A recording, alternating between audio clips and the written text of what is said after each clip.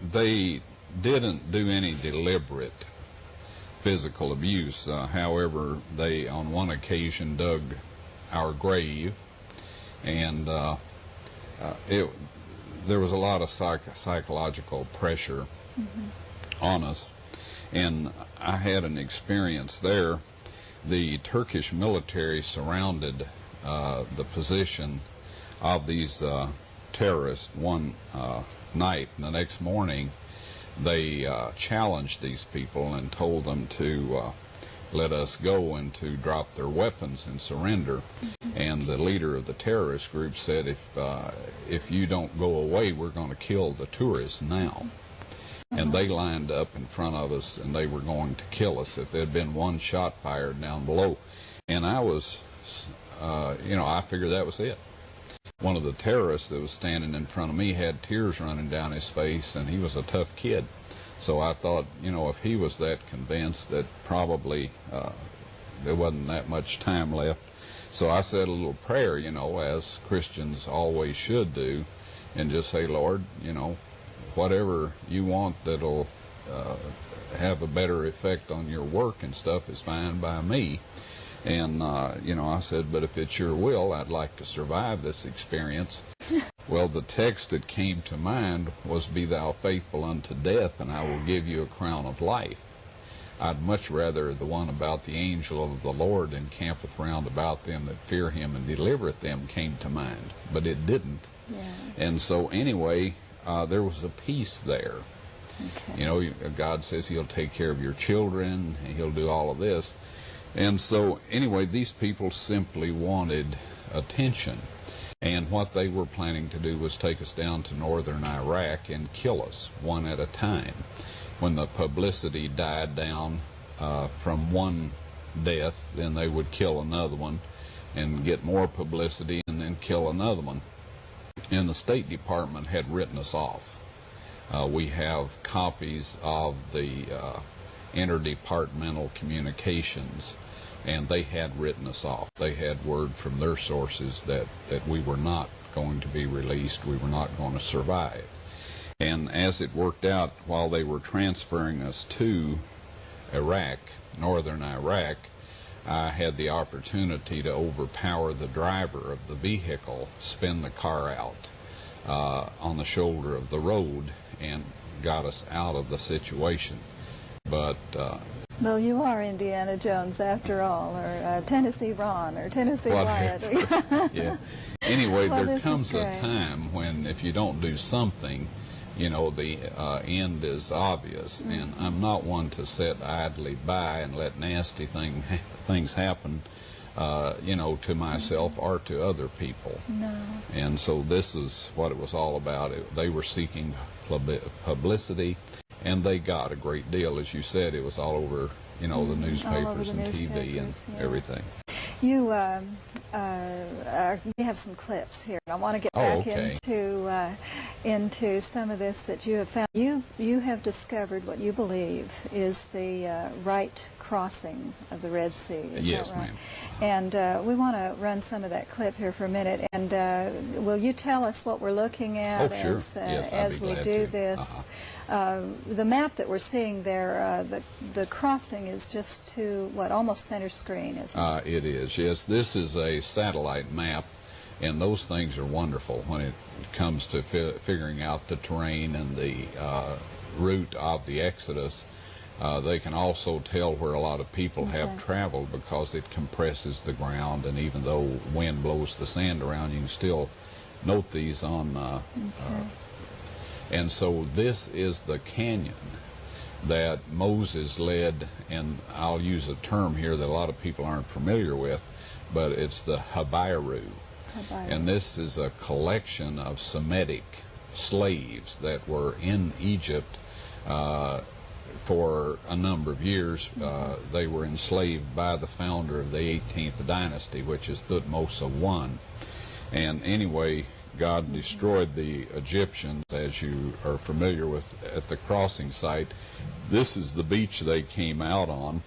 To the near side, towards us, there's a large Egyptian fortress that has been there all the way back to that point in time and before. So they... How big is that? Is that big enough to hold Israel? It is. There's about 7,000 to 8,000 acres there. Okay.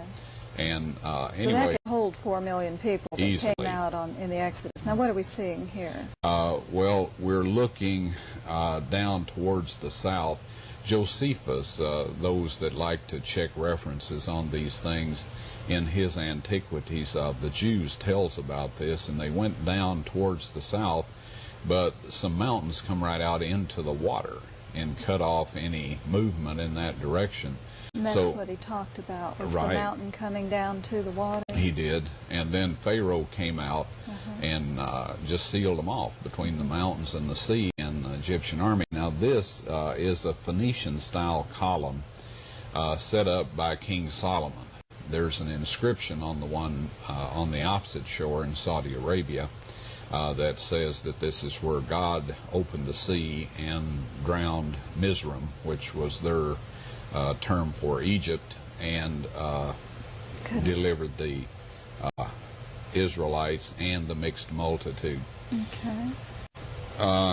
I believe this is an underwater. I believe you said this was right human. To the top left of the screen is a human rib cage, and there's some other bones there, like the cervical vertebrae of the spine and the back of the skull that are visible in this photograph. And our little lionfish is there to show people that this is not a gimmick. This is 80 feet under the water.